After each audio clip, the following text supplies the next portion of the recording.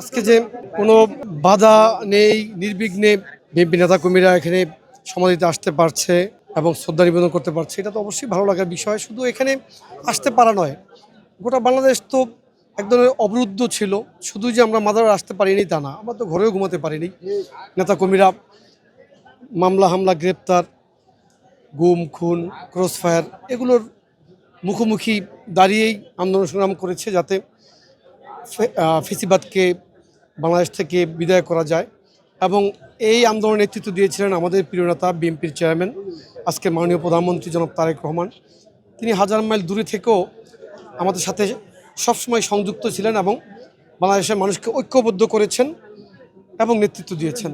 আলহামদুলিল্লাহ, আল্লাহ রাব্বুল আলামিনের অশেষ রহমত যে বাংলাদেশ থেকে ফেসিবাদ বিদায় হয়েছে।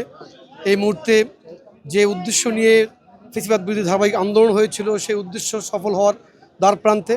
কারণ একটি স্বচ্ছ গ্রহণযোগ্য নির্বাচন হয়েছে।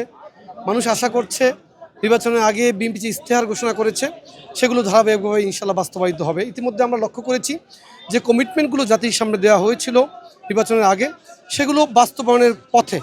ইতিমধ্যে অনেকগুলো কর্মসূচি ইতিমধ্যেই আপনারা লক্ষ্য করেছেন যেগুলো শুরু করা হয়েছে, ধারাবাহিকভাবে এগুলো পুরোপুরি বাস্তবায়িত হবে ইনশাল্লাহ।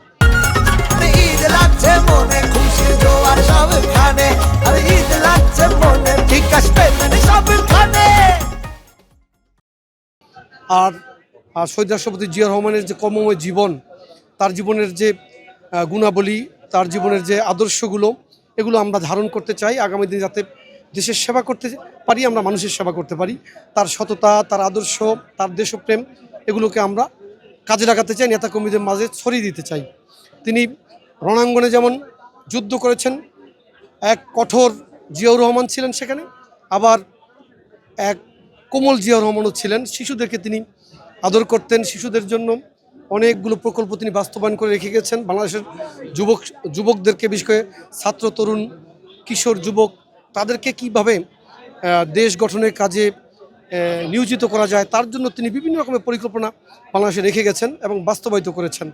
তিনি আবার বাংলাদেশের পররাষ্ট্রনীতিকে নির্দিষ্ট চৌহদ্দি থেকে বের করে এনে সারা পৃথিবীতে সার্বজনীন করেছেন।